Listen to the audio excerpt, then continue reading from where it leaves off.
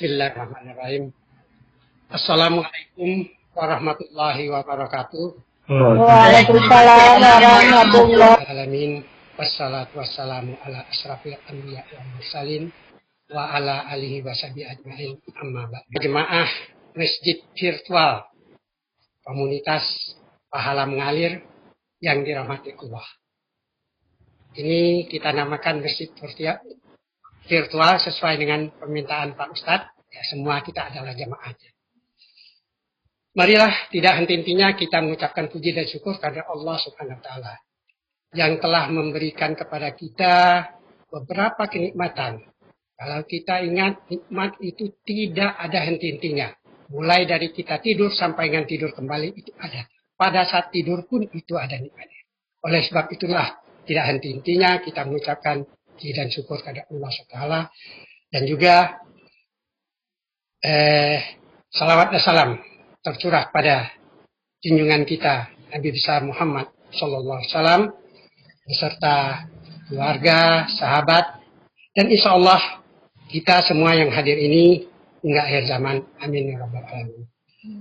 Ibu bapak yang berbahagia, sebelum saya melanjutkan penjelasan, terlebih dahulu saya mohon izin kepada Pak Ustadz, guru besar kita, Bapak Dr. Haji Man Hakim, yang sudah menemukan metode sholat khusyuk, metode 3T ini tidak sebentar Bapak dan Ibu. Beliau menemukan lebih kurang sekitar 40 tahun dengan suka dukanya. Sebenarnya kita sekarang ini hanya menerima hasil dari perasan kelapa yang sudah dibuat oleh, yang sudah diolah oleh Bapak Ustadz. Ya, kenapa kita yang menerima saja si malas? Itu saya rasa itu tergantung dengan diri kita. Nah, saya juga baru mengikuti ini. Ya, sekarang saya 4 bulan yang lalu, lebih kurang tanggal 10 Agustus 2020. Tapi selama 4 bulan itu memang saya serius mengikuti. Karena terus terang, sudah lama saya mencari bagaimana untuk melaksanakan sholat sesuai dengan contoh Nabi Muhammad. Selama ini kita kalau arti kita tahu. Cuma kadang-kadang ya bagaimana kita untuk menerapi ke dalam hati kita, dalam pikiran kita, itu dapat ilmunya Pak Ustadz. Setelah saya coba, ini saya terapkan dengan ilmu yang pernah saya pelajari, yang pernah saya baca bukunya juga, itu tentang alam pikiran kita. Jadi kalau kita pikir bahwa manusia itu sangat luar biasa diciptakan oleh Allah. Kita sebagai manusia itu sebenarnya dari awal kita sudah dianggap pemenang. Ya. Dari sejak lahir di dalam perut ibu kita, di dalam perut orang tua kita, sebenarnya kita sudah berperang di sana Bapak dan Ibu. Bagaimana dengan sekian ratus juta sperma orang tua kita, maaf, itu akan merebut satu sel telur. Bayangkan itu. Kira-kira semua penduduk Indonesia akan menjadi presiden satu orang. Kira-kira gitu. Terjadi di sini pergumulan antara kita. Ini yang perlu kita sadari bahwa kita itu memang bukan siapa-siapa. Kita itu sangat luar biasa. Nah, itulah, disitulah kita masukkan dalam pikiran kita bahwa kita itu memang adalah ciptaan yang luar biasa. Di dalam surat At-Tin juga kita dengar bahwa Allah mengatakan bahwa manusia diciptakan dengan sesempurna-sempurnanya. Di At-Tin ayat 4 itu. Jadi di sini kalau kita sudah merasakan seperti ini, ya apalagi ya, yang kita harapkan. Kalau tidak kita kelola. Nah pada saat inilah saya coba terapkan di dalam ini apa yang disampaikan oleh Pak Ustadz. Kemudian saya coba terapkan di dalam seperti ilmu yang saya dapatkan itu. Dan nyatanya kalau kita mau, saya baru sekarang sadar ya, kalau kita mau apapun di dunia ini bisa. Karena Allah sudah memberikan kepada kita. Pertama, kita adalah manusia secara luar biasa. Kedua, kita ada pemenang. Ketiga, kita itu mempunyai hak prerogatif kita untuk jadi apapun mau kita. Jadi kita itu tergantung dengan diri kita. Kalau ibaratkan titik, kalau kita taruh titik di papan tulis, titik ini mau dibawa kemana? Itu ada pada diri kita. Dan terus terang, peran ibu dalam hal ini sangat luar biasa. Ibu yang melahirkan calon-calon penerus bangsa, disitulah yang namanya sekolah pertamanya. Pesantren pertamanya pada ibu. Pada saat di dalam kandungan. Karena kita tahu, alam pikir itu, pikiran bawah, pikiran kita itu ada dua pikiran. Ya, otak kita mempunyai pikiran sadar dan pikiran bawah sadar. Nah, pada saat pikiran bawah sadar itu terbentuk sejak dalam rahim ibu. Kalau pikiran sadar itu mulai berkembang kalau umur sudah 3 tahun. Jadi benar-benar dalam ilmu psikologi bahwa pembentukan akhlak manusia itu adalah pada saat umur di bawah 5 tahun. Sering kita sebut dengan golden age. Ya, umur emas katanya. Karena disinilah Bapak dan Ibu. Peran utama adalah peran ibu. Kenapa pada saat lahir kita diazankan dari kanan dan dikomatkan sebagai. Supaya ini masuk. Kalimat ini masuk ke dalam, belum terkontaminasi oleh yang lain. Masuk ke dalam pikiran anak. Karena pikiran anak itu pikiran bawah sadar, calon bayi itu pikiran bawah sadar. Jadi itulah yang lengket. Kita sekarang ini sampai umur 70 tahun ini, pikiran kita ini sudah luar biasa. Lebih banyak pikiran yang negatif. 80% itu sudah nggak benar. Ya. Jadi sekali lagi, bagi ibu-ibu yang mau mengharapkan anaknya mau jadi apapun pada saat itu. Dalam perut, ada soal doa dan sebagainya itu, tolonglah. Kenapa?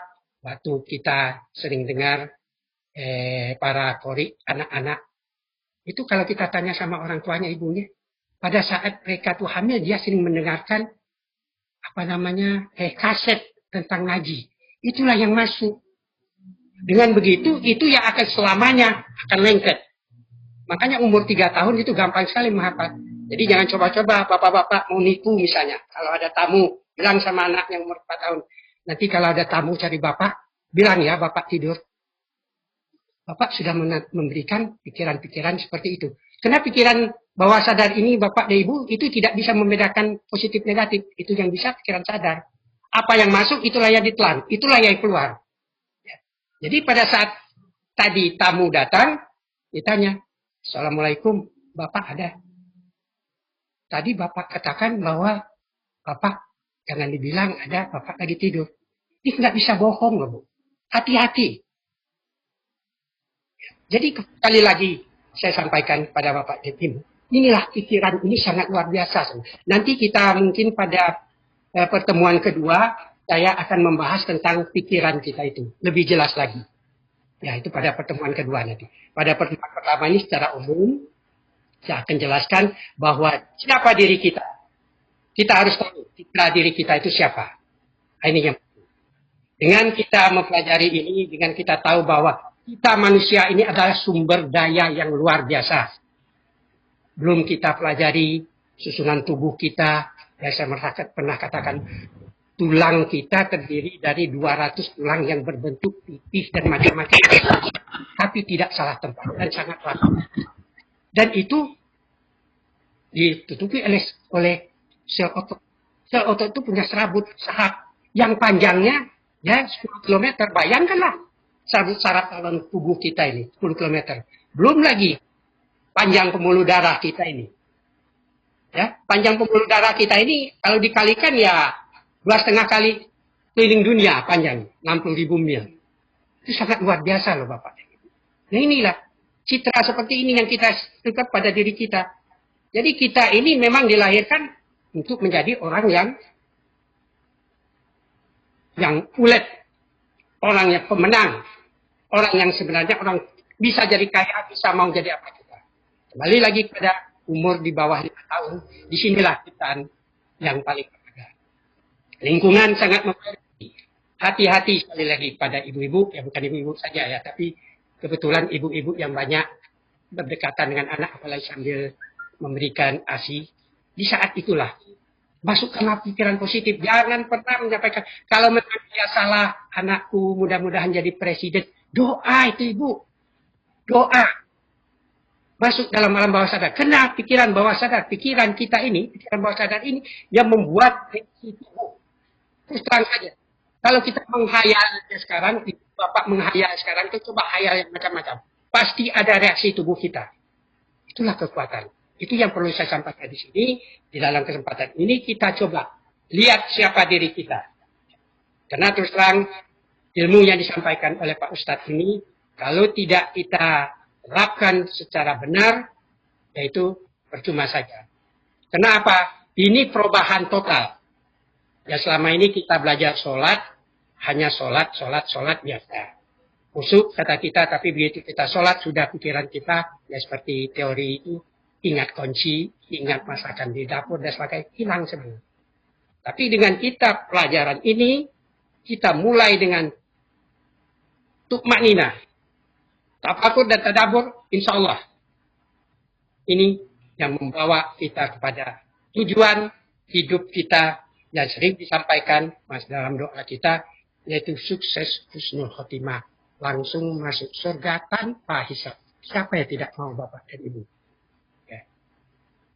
Ini yang saya sampaikan di sini nanti. Mudah-mudahan dengan pertemuan ini kita coba merubah mindset kita, pola pikir kita. Terus terang, ini sekali lagi saya katakan ini perubahan. Tidak mungkin perubahan ini membuat kesenangannya. Selama ini mungkin Bapak Ibu masuk di dalam zone kenyamanan, comfort zone Ibu. Bapak, sudah nyaman, saya sudah senang begini, ngapain lagi begini. Ini yang mempengaruhi pikiran kita langsung Ibu, Bapak. Apa yang kita bicarakan, apa yang kita lihat, apa yang kita dengar, itu langsung masuk. Jangan coba-coba. Jadi ini, saya katakan bahwa kepada anggota yang baru, belajarlah. Dan ini memang makan waktu kita perlu serius. Ya. Kalau kita sekadar coba-coba, sedikit saja, istilahnya instan lah. Saya mau tahu gini-gini. Nggak masuk sih. Ya karena sudah awal, sudah ngomong, nggak masuk, nggak bisa. Ya nggak bisa selamanya, jangan. Sekali lagi saya katakan, jangan. Ciptakanlah bahwa kita bisa. Itulah pada anak-anak. Anak-anak kecil-kecil itu, berilah. Positif-positif kalau lagi kasih makan dan sebagainya. Doainlah Bapak dan Ibu. Apakah doa? Karena imajinasi, ya, mimpi, cita-cita. Itu harus kita minta. Seperti doa kita juga kita minta husnul khotimah itu minta. Ada di dalam Al-Qur'annya. Ya, yang sering pernah kita katakan bahwa itu masuk surga, masuk itu hidup bahagia dunia dan akhirat itu sama. Kenapa? Orang anak-anak yang setelah dewasa dan macam itu sudah berubah. Karena ini pada saat pertama ini tidak diberikan nilai-nilai positif. Jangan coba-coba mengatakan pada anak kalau dia di pinggir kali bisa, awas nak nanti jatuh. Belum ibu katakan habis jatuh dia sudah jatuh. Karena pikiran bawah sadarnya mengatakan jatuh. Karena pikiran bawah sadar itu akan terima kalimat-kalimat yang pendek dan cepat seperti itu. Apa yang ujungnya? Jadi kalau kita misalnya sekarang kita mau mengatakan saya harus merubah berhenti merokok. Kalau ibu bapak katakan saya berhenti merokok, masih merokok terus. Tapi kalau bilang saya harus hidup sehat, nah itu. Jadi perubahan-perubahan saya katakan ini kepada anggota yang baru, ini memakan waktu minimal 3 bulan itu baru bisa kita biasa. 90 hari, maksud saya 90 hari. Selama 90 hari jangan berhenti. Kalau Bapak Ibu berhenti sekali latihan, harus ngulang lagi. Karena kalau tidak 90 hari tidak akan, ini akan menjiwai, tidak akan menjadi tafakur dan tadabburnya. Mungkin untuk maninahnya bisa, tapi tidak tafakur tadabburnya.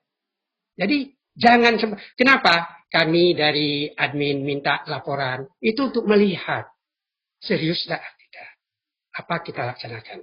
Jadi sekali lagi, yang namanya 90 hari itu istilahnya novum habitus. Itu adalah habit kita, kebiasaan. Ya seperti bacaan kita sekarang ini bukan ada Yesus saja. Saya makan itu bisa makan itu dengan tangan kanan ini sudah habit kita dari kecil dan dimasukkan orang tua. Ya itu sudah lengket di kita tanpa kita sadari ini secara otomatis. Inilah yang kita harapkan. lebih dari 90 hari itu dia akan berdiri sendiri. Dia akan hidup sendiri, Bapak dan Ibu.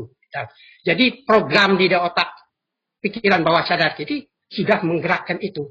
Jadi begitu kita katakan Bismillahirrahmanirrahim, langsung bergerak. Artinya kita sudah tahu, kemudian kita sudah tahu kata singkatnya, nikmat yang tiada henti, itu bergerak sendiri. Makanya kalau sholatnya jangan langsung satu napas, harus diam dulu, tapi dalam hati kita sudah langsung Ibu. Tapi ya 90 harinya itu, ya 3 bulan jangan berhenti.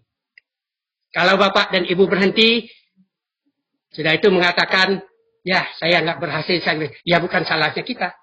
Salah Bapak dan Ibu sendiri. Kenapa tidak sudah di waktu ke 90 hari? 90 hari, gini saya mau lihat contoh yang baik. Kita mau sholat tahajud. Nah saya sudah praktekkan ini, maaf. Kita sholat tahajud itu, ya kalau tidak kita paksakan, tidak mungkin mau bangun. Malahan awal-awal sambil ngantuk-ngantuk, jatuh goyang-goyang itu kadang-kadang kita. Tapi ini kalau kita paksakan, saya harus bangun. Saya harus sholat. Jangan tinggalkan. Selama 90 hari, insya Allah, mulai hari yang ke-60, itu sudah mulai kenikmatan. Begitu sudah 90, itu sudah rutin sendiri, Bu. Seperti kita makan itu, kita gampang saja gitu. Menyuap itu. Itulah kira-kira. Ya, coba praktekkanlah ini. Yang belum rutin sholat tahajud, kenapa tidak rutin? Karena tidak 90 hari, nokum habitus itu, ya tidak dilaksanakan. Kebiasaan baru ini. Karena kita sudah masih nikmat dengan comfort zone kita. Yaitu, daerah wilayah kenikmatan itu aja. Enak dong tidur tengah malam itu ya. Apalagi pakai AC, sekarang kan banyak kan dingin. Tarik selimut tambah enak, tambah hujan lagi. Apalagi sekarang kita ke kantor juga di rumah saja. Terusin aja. Nah, itu. Ya. Jadi maksud saya di sini, ya coba kita latih. Paksakan 90 hari. Jadi kalau para admin, tolong laporan Bu dan sebagainya. Kami bukannya berarti mau menilai ini, tapi ini kan kami mengharapkan tujuan kita di sini itu mau mengajak ya seperti katakan Ibu itu tadi, Mbak Yani tadi, kita bersama-sama, mari kita melaksanakan. Kalau mulai dari diri kita sendiri, keluarga kita, lebih luar lingkungan keluarga ada RT, RW, dan lebih luar, sampai ke negara kita. Kalau semua mendapatkan husnul khotimah dan mendapatkan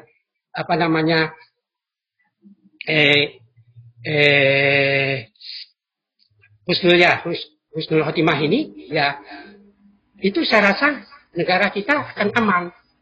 Karena inilah tujuan negara kita. Kalau tujuan pendidikan kita itu adalah menciptakan manusia dengan berakhlak mulia.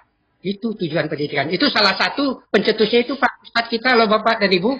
Kalau menemukan di undang-undang pendidikan, ya, itu bahwa tujuan akhirnya bagaimana membentuk manusia berakhlak mulia. Inilah salah satunya. Itu Pak Ustadz kita itu mempunyai ide seperti itu yang masuk ke sana. Kita harus bersyukur pada Pak Ustadz kita. Ya. Saya sangat luar biasa dengan Pak Ustadz ini. Orangnya ya biasa seperti itu, tapi sangat luar biasa perjuangannya. Ya, jadi dengan kita semua, kita kalau penduduk berakhlak mulia, ya insya Allah aman. Allah juga akan memberikan rahmatnya di tempat tersebut. Baik Bapak dan Ibu, saya coba Pak Gatot, coba itu saya satu Pak. Saya akan coba. Ya kita belajar tadi dikatakan mind management. Apa sih mind management? Kok kata-katanya kok? Kalau nggak dibikin yang lebih intelek ini Bu, ya kadang-kadang orang apa itu? Ya ini kan kira-kira, ya ini ya setiap hari lah kita laksanakan ini. Ya. Bagaimana kita menata pikiran kita? Ya. Maksudnya menata pikiran di sini, ya karena terus terang saja pikiran ini bisa dibawa, bisa dikelola sesuai dengan keinginan kita. Tadi saya katakan, mulai dari bayi itu sudah bisa kita tentukan mau jadi anak kita. Sekali lagi Bapak dan Ibu, khususnya Ibu, doakanlah bayi dalam kandungan Ibu itu jadi orang-orang yang pintar. Apa sekarang mau jadi anggota dewan, legislatif, ataupun mau jadi presiden. Nah, tentunya tidak semua jadi presiden ya Bapak dan Ibu ya. menjadi pejabat-pejabat. Silakan. Jangan mengatakan, kamu ini bodoh. Ibu sudah membuat negatif dalam pikiran anak itu akan bodoh. Dia akan merasa bodoh selamanya loh Pak.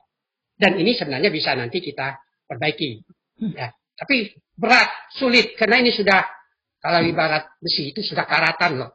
Seperti kita sekarang ini sudah karatan. Tapi kalau kita pelan-pelan, kita ikhlas dan sebagainya, insya Allah. Jadi seni meta pikiran ini ya, kita harus yakin bahwa kita itu memang bisa. Dan ini ada seninya, ilmiah. Dan ini sudah janji Allah loh, Bapak dan Ibu. Lihat di dalam surat Al-Ra'd ayat 11 itu. Itu sering sekali kita dengar ya penggalannya. Ini penggalannya saya ambil.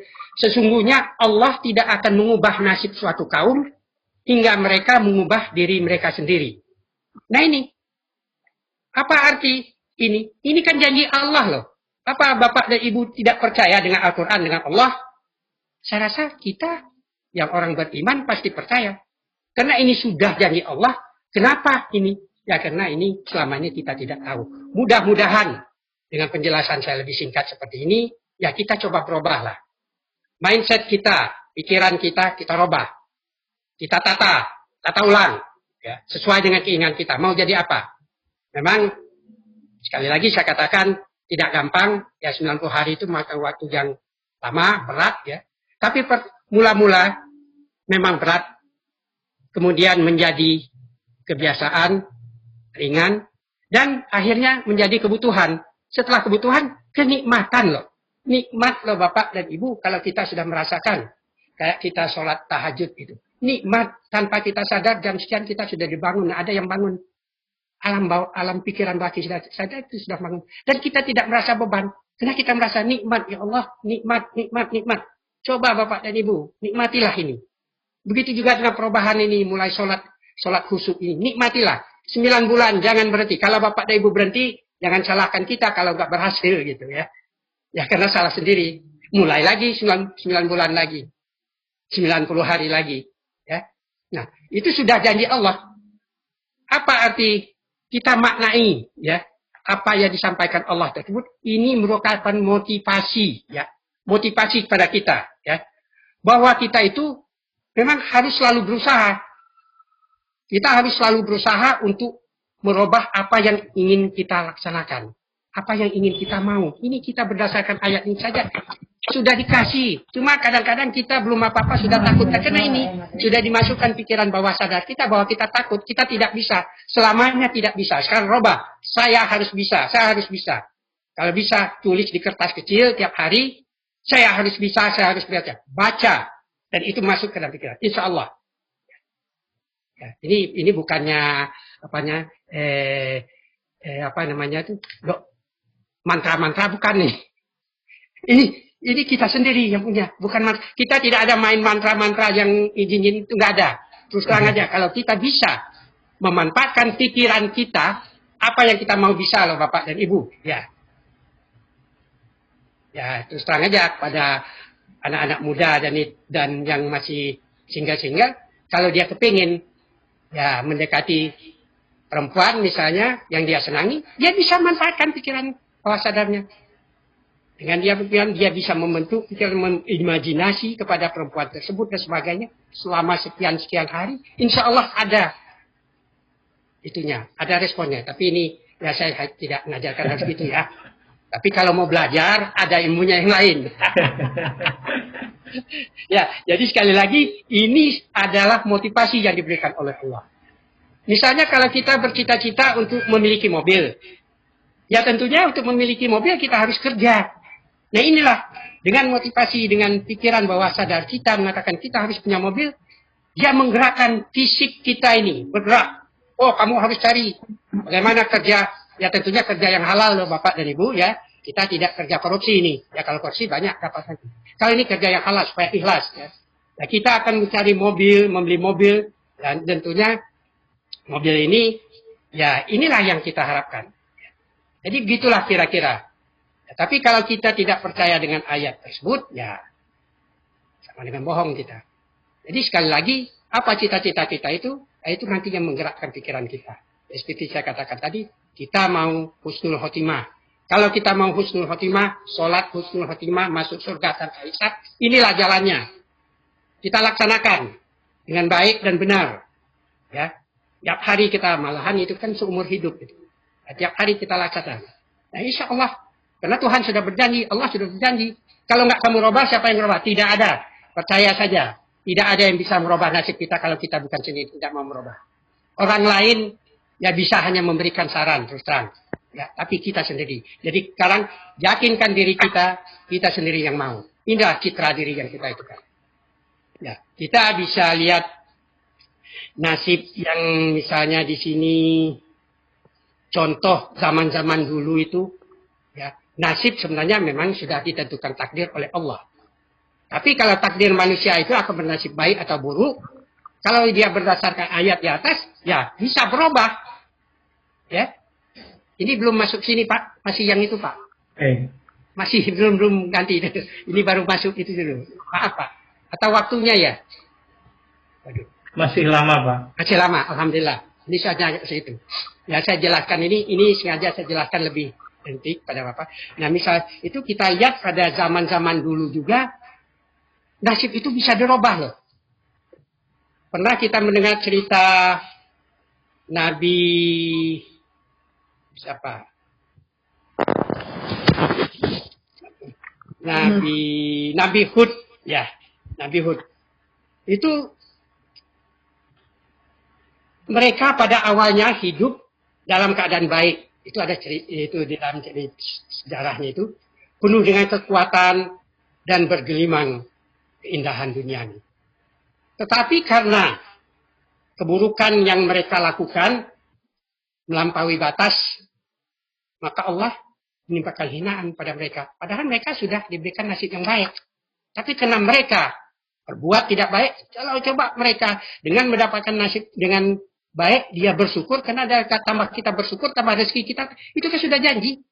Kalau kita bersyukur, Allah akan menambah apa yang kita minta. Tambah lagi rezeki kita. Jadi jangan takut, ya. Nah, jadi seiring waktu, ya nasib daripada kaum Nabi Hud alaihissalam tersebut menjadi tidak benar. Karena keangkuhan dari kaum Nabi Hud itu, akhirnya Allah menimpakan sebuah bencana yang membuat mereka binasa. Terjadilah hujan 7 malam, 8 hari. Dengan udara yang dingin, kencang, sehingga hilang, habislah kaum tersebut. Apakah kita mau seperti itu? Berarti, sekali lagi saya katakan, janji Allah itu, kita bisa merubah nasib kita. Memang semua dari Allah, tapi kita bisa merubah. Kemudian ada juga, kita sering mendengar hadis ini, ya. Ini ada hadis dari Abu Hurairah radhiyallahu anhu. Dia berkata, Rasulullah sallallahu alaihi wasallam bersabda, sesungguhnya Allah berkata, sebentar, baterai hampir habis. Sesungguhnya Allah berkata, Rasulullah selalu bersabda, sesungguhnya Allah berkata, aku sesuai prasangka hambaku padaku, dan aku bersamanya apabila ia memohon padaku. Ini hadis riwayat Muslim. Ini juga motivasi juga bahwa kita yakin apa yang kita pikirkan itulah yang akan datang. Allah bersama kita. Terus saja, kalau kita mau melihat citra diri kita, lihatlah orang lain. Kalau kita menilai orang lain seperti itu adalah diri kita. Itu saja. Ya. Jadi ini ada yang nyoret-nyoret. Ya. Jadi selain itu, ia pun akan mampu menghadapi hidup dengan optimis. Mohon maaf. Ya, Waalaikumsalam Bapak Ibu. Jadi, sekali lagi dari hadis tersebut, Nabi kita Rasulullah SAW mengajarkan umatnya untuk selalu berpikir positif, ya, dalam segala hal. Karena semua kejadian apapun itu sepenuhnya adalah dalam genggaman Allah Subhanahu wa Ta'ala. Dan terjadi karena izinnya. Jadi berpikiran sensitif, seorang akan mampu menyikapi sikap kejadian yang cara yang terbaik. Ini hadis Rasulullah. Jadi kalau kita berprasangka apapun, apa yang kita sangkakan itulah yang ada pada diri kita. Ya saya katakan, kalau kita melihat siapa diri kita, nggak usah tanya sama suami atau istri kita, pasti dia bilang yang bagus-bagus ya. Kita tanya pada diri kita sendiri, kita lihat seseorang, kita nilai orang itu. Itulah diri kita sebenarnya. Jadi tidak bohong.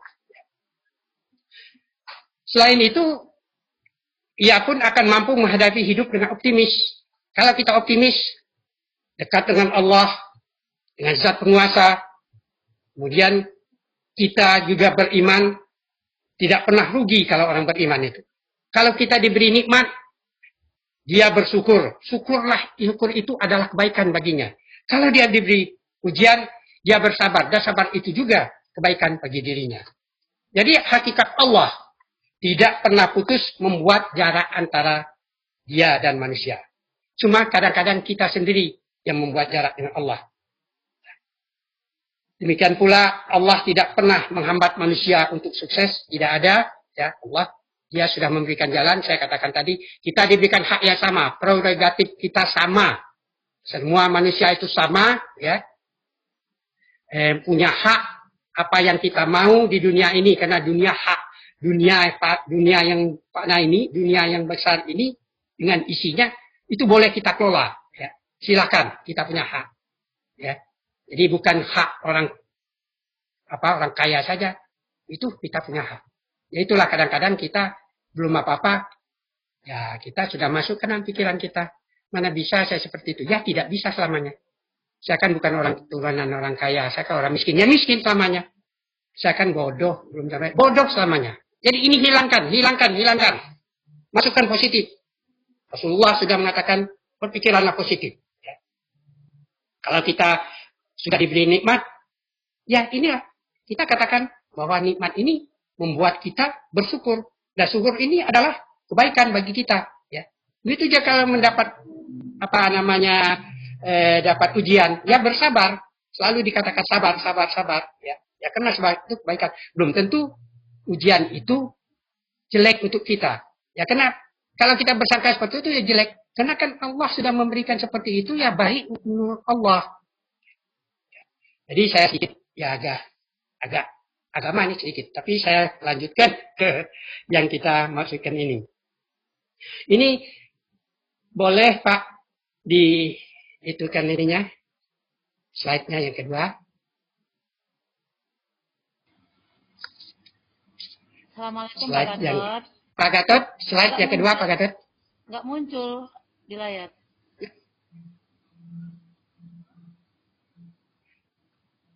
Muncul, Bu. Oh, apa yang salah? Oh, nggak muncul ya Pak Gatot? Saya kebetulan nggak buka punya saya nih. Muncul kok, Bu. Sudah, satu lagi. Oh, yang itu. Ya. Ada, Bu. Ya, berarti di kitanya yang salah nih. Nggak muncul. Belum Pak Gatot? Baru main manajemennya yang slide Iya, kedua ini itu baru belum. main manajemen yang muncul, yang berikutnya belum. Di enable editing dulu, Pak. Ada tulisan enable editing, diklik biar bisa pindah ke slide kedua. Ini slide kedua, Pak. Ya. Yang Bisa Enggak. di-seleksi. di slide pertama main manajemen. Yang kedua belum. Ini yang pertama. Coba berikutnya yang tadi sudah keluar. Ini. Bukan berikutnya. Belum juga tuh, tertahan. Ya. Slide berikutnya belum. Ini udah apa? ada ini. Belum.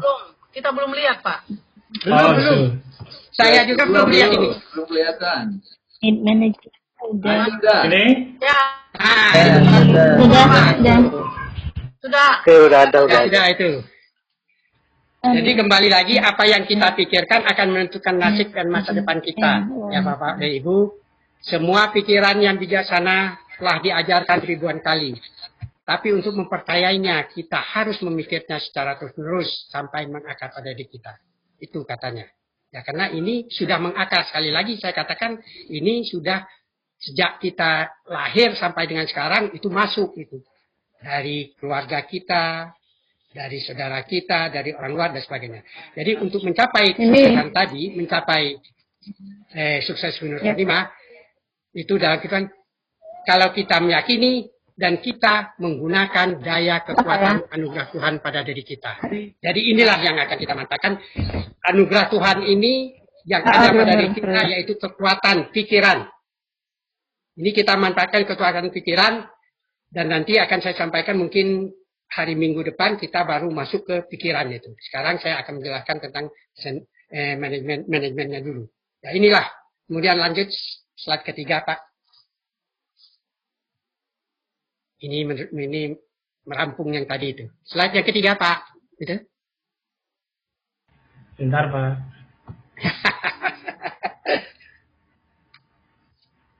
Slide yang ketiga. Ya.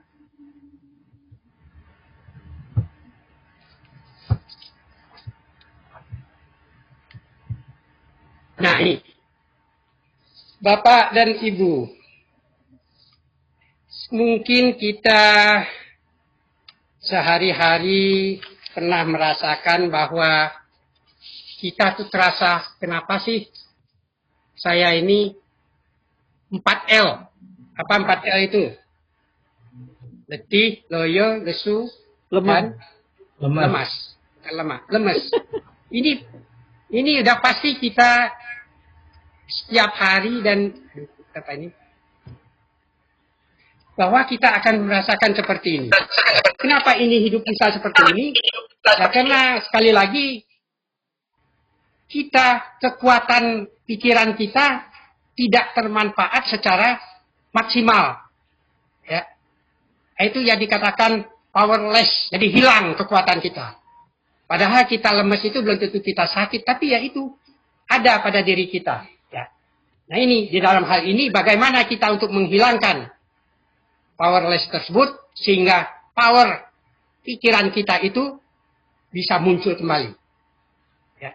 Di sini saya ada ambil 4 macam itu ya. Ada 4 penyebab kenapa kekuatan pikiran kita tidak muncul. Kenapa kita lemes, lesu, lelah, dan lemah, apa itu? 4L itu. Ya. Ini karena ini. Pertama, kita tuh penyebab tidak munculnya kekuatan pikiran itu adalah bad self-image. Citra diri yang negatif. Nah ini. Citra diri yang negatif ini, ya. Ini adalah citra diri yang tanpa kita sadari oleh diri kita sendiri. Setelah berpuluh-puluh tahun menjalani hidup ini, tanpa serasa ini menghadapi diri kita dan citra negatif.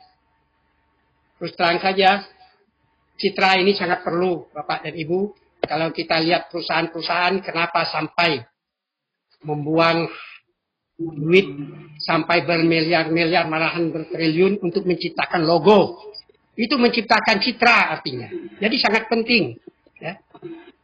Jadi ada yang menggantikan produk misalnya. Produk ya sudah, ya karena kita tahu dalam ekonomi ya produk itu ada life cycle-nya produk itu bisa tumbuh-tumbuh kemudian mulai turun. Nah inilah dipakai. Pada saat dia akan menurun itu akan diganti citranya. Kembangkan lagi sehingga dia tidak akan turun. Ini dalam segi ekonomi. Jadi sekali lagi citra ini perlu. Jadi citra ini terbentuk karena kita ini sudah lama, ya hidup kita sudah lama, umur kita sudah tinggi, ya sudah banyak. Jadi citra negatif ini sulit kita untuk membuangnya, ya untuk menghilangkannya sulit. Bukan berarti tidak bisa, tapi sulit. Ya bisa asal kita rajin, asal kita istiqomah, seperti saya katakan tadi, minimal 90 hari kita melaksanakan untuk membuang citra ini. Nah ini muncul dari lingkungan kita. Citra negatif ini Bapak dan Ibu. Lingkungan yang paling dekat dengan kita adalah lingkungan keluarga. Ini yang paling dominan. Jadi apa yang didapat pada saat kita kecil sampai dengan kita dewasa di lingkungan keluarga kita, inilah. Maka kita harus menciptakan keluarga kita itu adalah keluarga yang berpikiran positif. Semua kita jangan bicara negatif, jangan sampai mengatakan yang tidak benar, karena ini doa. Apa yang disampaikan terutama oleh ibu-ibu, apa yang disampaikan ibu itu adalah doa. Ya. Jadi kalau ibu mengatakan kamu nanti, ya maaf ngomong kamu jelek dan sebagainya, ya jelek ya. Ya padahal dia cantik dan sebagainya. Padahal terus terang aja kita diciptakan Allah ini bukan diciptakan jadi jelek. Kita diciptakan cantik, paling ganteng sendiri kita. Tidak ada tandingannya Bapak dan Ibu. Karena tidak ada bisa membandingkan kita satu dengan yang lain. Kita pasti berbeda. Ya. Jadi ini citra seperti ini yang perlu kita tetapkan pada anak. Ini yang paling dominan misalnya pada saat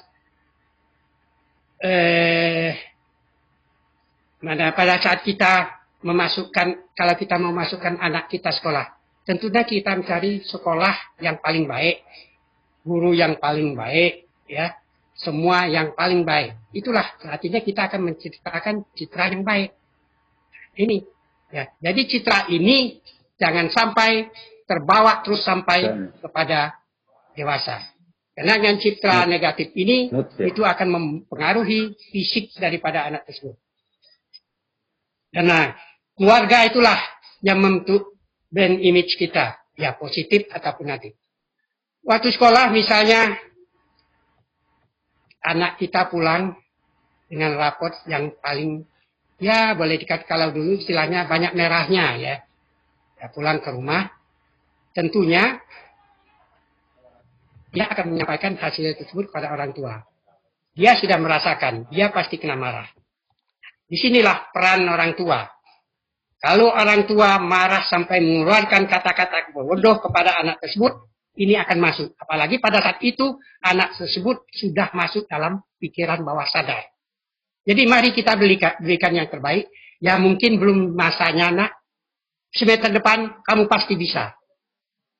Ini memberikan semangat. Jadi jangan kita katakan, ini dibandingkan dengan saudara-saudara kamu yang lain, kamu kok begini. Nah akhirnya anak, ya begitu. Jadi ini, tolong, pikiran kita itu dijaga. Ya, ini bad self yang image-nya yang negatif. Ya. Kita masukkan kata-kata yang bagus. Ya, sekali lagi saya katakan, kenapa sih perusahaan sampai menjual, sampai mengeluarkan biaya sampai miliaran untuk menciptakan image ini? Ya karena image ini ya, image positif itulah yang membuat keberhasilan. Kemudian bagaimana kita meningkatkan yang kedua, power kita itu. Munculnya ya kekuatan pikiran kita itu karena ada pengaruh daripada pengalaman buruk. Bad experience. Itu pengalaman buruk. Ya, maaf, pengalaman buruk ini merupakan kalau dalam ilmu psikologi itu disebut traumatic syndrome. Nah, pengalaman buruk ini akan terbawa terus. Bagaimana kita menghilangkan? Memang ada teknik untuk menghilangkannya. Ya. Tapi paling tidak kita memberikan pikiran-pikiran yang positif. Misalnya pengalaman buruk ini ya kita ambil misalnya, maaf, seorang anak gadis misalnya diperkosa oleh orang tuanya, maaf, ini amit-amit, tapi ini pengalaman ini yang, karena pengalaman ini merupakan sindrom yang sangat luar biasa, ya. Nah, ini akan terbawa terus ketakutan dan sebagainya, sehingga ini yang membuat fisik anak tersebut akan berubah. Ini harus dihilangkan. Kenapa kita lihat sekarang banyak ya LGBT katanya, ya. Itu padahal di rumah biasa-biasa saja, tapi pengaruh buruk dari lingkungan. Ya mungkin ada anak yang lingkungan seperti itu, ya dipaksa, mula-mula dipaksa. Ya itu banyak kita lihat di kriminal seperti itu mula-mula dipaksa. Tapi setelah dipaksa, akhirnya dia pengalaman ini dia coba terapkan pada yang lain. Ini sangat jelek sekali. Jadi inilah penyebab. Ini namanya bad self image dan experience ini adalah dari tubuh kita sendiri, dari dalam. Ya. Kita tahu bahwa setiap orang pasti mendapatkan musibah, ya. Tinggal bagaimana kita menerima peristiwa dan positif atau negatif. Tuhan berfirman dalam surat Ali Imran 191, ya Bapak dan Ibu, yang artinya kira-kira, ya Tuhan kami, tiadalah Engkau menciptakan ini sia-sia. Maha suci Engkau, dia selamatkan kami dari api neraka. Selamatkan kami. Jadi kira-kira pengalaman-pengalaman buruk ini harus kita hilangkan. apapun musibah yang menimpa kita, walaupun kita tolak, ya, walaupun kita tak sampai menerima musibah itu, pada dasarnya itu tidak akan sia-sia. Semua itu ada manfaatnya dan ada hikmahnya. Kita kata itu kata orang bijak. Dan sekarang bad experience ini bentuknya pada setiap orang itu berbeda-beda, tergantung dengan situasi dan kondisi. Tergantung dengan bagaimana Allah memberikan kepada kita, karena Allah selalu mempunyai skenario yang beraneka ragam pada setiap manusia. Itulah misteri kehidupan, itulah hal yang sangat luar biasa. Ini bad dan experience dan set ini adalah Garuda. Sekarang bagaimana kita meningkatkan power ini supaya muncul pengaruh dari luar? Itu bad partner. Nah ini salah memilih teman. Ya, salah memilih teman ini menentukan juga, ya.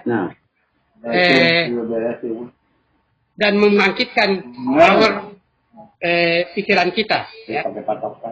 Dalam satu nasihat Rasulullah kita, ada satu parameter yang membantu kita untuk memilih teman ini. Ya. Teman itu apalah teman hidup, ya, suami, istri, ataupun teman bertetangga, teman kepercayaan dan sebagainya. Ini yang diberikan oleh Rasulullah. Ketika kita sudah ingin memilih seorang teman, maka engkau harus melihat ada 3 aspek, katanya. Yang pertama, sudahkah Anda bermalam di rumahnya? Ini dalam arti positif, Bapak dan Ibu. Tidak berarti nanti kalau mau cari calon istri kita bermalam dulu, itu bukan. Itu artinya itu kira-kira terjadi itu kan. Ya. Nah, kemudian, karena saat orang itu di rumah dengan di luar itu berbeda. Jadi dengan kita tahu bahwa di rumahnya seperti ini, kita tahu siapa aja sebenarnya. Itu cara kita milih. Nah, banyak orang yang jujur ya dalam kesehariannya, tapi begitu bicara masalah bisnis atau uang, kadang-kadang ya perubahan sikap itu akan terjadi. Makanya ada sedikit itu kata-kata bijak itu, kalau mencari teman itu, ya cari teman itu sulit ya. Tidak seperti kita karena mencari teman itu ada 3 macam. Ya, termasuk teman abadi, ya. Kemudian ada teman bisnis, ada teman kenal biasa. Nah, itu yang kita cari ini adalah teman. Nah, pada saat ini mencari teman inilah kita harus hati-hati, karena ini merupakan tempat kita untuk meningkatkan kekuatan pikiran kita. Makanya dalam itunya Jawa bahwa cari teman, cari bibit, bebek inilah sebenarnya. Kemudian yang keempat, kenapa power itu tidak muncul? Karena bad environment. Ini lingkungan yang buruk. Ya. Kalau kita berada pada lingkungan yang buruk, ya Pak, itu berarti kita salah, ya. Tidak cukup hanya teman yang baik, tapi juga kita membutuhkan sebuah komunitas. Nah, sekarang ini kita punya komunitas Pahala Mengalir, ya, yang dibahas oleh Pak Ustadz, Pahala Mengalir. Jadi sinilah komunitas kita, karena di sini lingkungan orang-orang yang baik. Jadi sekali lagi, mari kita tingkatkan kekuatan fisik, kekuatan pikiran kita dengan menghilangkan semua yang jelek-jelek ini. Baik citra negatif kita hilangkan, ganti dengan citra positif. Pengalaman buruk kita hilangkan, jangan diingat lagi. Kita mulai dengan yang baru. Kemudian memilih teman, baik teman suami atau istri ataupun teman yang lain. Carilah teman yang bisa membuat kita sama-sama sukses dan mencari lingkungan. Lingkungan ini sangat menentukan. Ya. Sekarang ini sudah ada komunitasnya. Jadi lingkungan saya itulah dalam Islam yang namanya konsep hijrah itu, ya inilah sebenarnya. Ya. Hijrah secara fisik dan hijrah secara mental. Jadi sekali lagi, pilihlah sekolah dan lain-lain itu yang baik untuk anak-anak kita. Bentuklah suasana rumah tangga yang baik, yang ideal. Pilihlah untuk masyarakat kita suatu komunitas yang baik. Pilihlah untuk rakyat lingkungan bangsa yang baik. Kalau semua sudah dibengkai dengan lingkungan yang baik, maka insya Allah kita tidak akan terhadap penyebab terjadinya 4L ini. Letih, lesu, lelah, dan lemah. Seperti kita lihat di atas tersebut. Inilah yang merupakan harus kita ingat setiap saat bahwa untuk menciptakan pikiran kita, kita harus ingat semua. Tolong slide berikutnya, Pak. Pak Marsal, mungkin waktunya. Pak Berapa Marsal, menit lagi, Pak? waktunya udah habis. Sudah habis ya? Insya Allah mungkin. Boleh saya silakan. baca aja sekalian nih. Boleh, Baca boleh. aja itunya tuh. Tolong di slide-nya, Pak. Baik, Pak. Slide berikutnya. Itu sayang. Saya udah bikin slide-nya itu ya. Iya. Sudah ngejar-ngejar waktu. Memang kalau bicara ini kita kadang-kadang ya tanpa kita sadar ya. Nah, bagaimana membagi citra diri? Nah, ini saya bacakan sekilas. Ini banyak penjelasannya, nanti mudah-mudahan pertemuan berikutnya saya masukkan. Pertama, citra diri adalah gambaran tentang diri kita yang kita miliki. Siapa kita? Itu yang perlu kita ingat, bahwa kita ini adalah ciptaan Allah. Kita ini manusia yang luar biasa, ciptaan yang tidak ada beda, tidak ada yang sama dengan ciptaan Allah yang dengan makhluk yang lain. Kemudian gambarannya kita ciptakan, kita menciptakan gambar. Makanya di sini kita bagaimana membangun citra kita, mimpi kita, imajinasi kita, laksanakan di sini. Jangan takut berimajinasi, ingin cita-cita, ingin apa. Tidak ada yang melarang. Allah tidak melarang, justru itu dihancurkan. Ya, itu hak kita. Bagi Bapak dan Ibu silakan kita berimajinasi. Kemudian dapat ubah sesuai dengan apa yang kita inginkan. Seperti tadi. Kita mau sukses, mau tidak sukses, itu di citra diri kita. Berikutnya Pak Aja, Pak. Itu mungkin 3 lagi ya. Di samping membangun citra diri, ini tidak saya jelaskan secara itu. Apa yang kita pikirkan akan tentu nasib masa depan kita. Sekali lagi ya. Citra diri adalah, yang bawahnya lagi, penyebab citra yang buruk. Nah ini kenapa terjadi citra kita sampai buruk seperti itu? Ini karena ada penampilan kita yang negatif. Kalau kita mau penampilan yang baik, ya kita harus berubah. Bagaimana cara berubahnya? Kita tingkatkan fisik kita, penampilan kita bisa ikut ikut olahraga dan sebagainya. Ya. Nah, ini. Kemudian kita bisa meningkatkan IQ kita dengan belajar. Kita bisa meningkatkan emosional kita. Gitu juga. Itu dengan kita meningkatkan 5 kecerdasan ini, insya Allah kita akan menjadi orang yang husnul khotimah. Kemudian kritik orang tua. Orang tua sekali lagi jangan terlalu mengkritik anak berlebihan. Ini membawa anak itu tidak akan sukses. Berlebihan kita kritik. Kita katakan kamu ini tidak akan menjadi orang yang pintar, ya tidak akan jadi. Baik-baik mulai sekarang kita baik dengan anak kita. Bagaimana kita memberikan baik. Kemudian kritik diri berlebihan nih. Kadang-kadang kita sendiri mengkritik diri kita. Belum apa-apa, saya nggak bisa ini. Dulu saya juga, kenapa saya harus begini. Ini, karena ini citra ini, ya, zona kenyamanan ini, ya, comfort zone ini masih terngiang-ngiang. Kemudian dituntut sempurna. Ya kita tahu bahwa tidak ada manusia sempurna. Kemudian juga input negatif. Ya, teruskan selanjutnya Pak. Nah, konsep bagaimana membangun citra positif ini diciptakan Tuhan secara khusus dan unik. Itu saya katakan tadi itu, kita tuh khusus dan unik. Tidak ada yang di luar itu tidak bagus. Mampu melakukan apapun yang kita mau itu hak kita, mampu kita. Karena kita diciptakan sama, otak kita besarnya sama Einstein dan sebagainya, isinya sama. Cuma mau enggak kita, itu saja. Kita mampu melakukan apapun yang kita lakukan, kita memiliki kekuatan yang tidak terbatas. Kekuatan ini tidak terbatas ya. Kemudian hidup adalah penuh limpahan dan hidup itu menyenangkan dan memberi berkah. Silakan mungkin yang terakhir itu ya. Masih ada ya. Nah ini kita bangun percaya diri. Nah inilah kalau membangun percaya, buatlah daftar keberhasilan. Catat apa yang kita berhasil itu kita catat. Kemudian apa sebenarnya kalau kita masuk ke rumah orang-orang yang hebat itu banyak tanda jasa, ada tanda jasa. Itu membuat kita positif itu. Ya. Kalau dia bersyukur dia masih merasakan. Bersikap optimis, selalu optimis.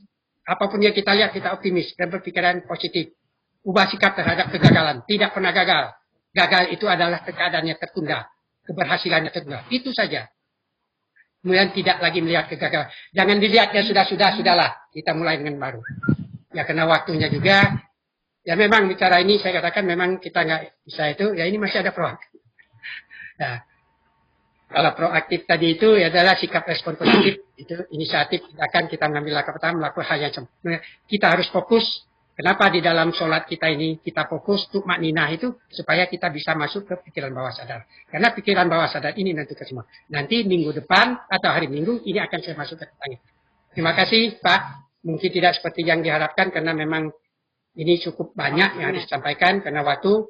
Saya mohon maaf ya mungkin bicara saya tidak seperti yang diharapkan Bapak Pak Hidu. Sekali lagi, ini ada pengalaman hidup yang saya rasakan.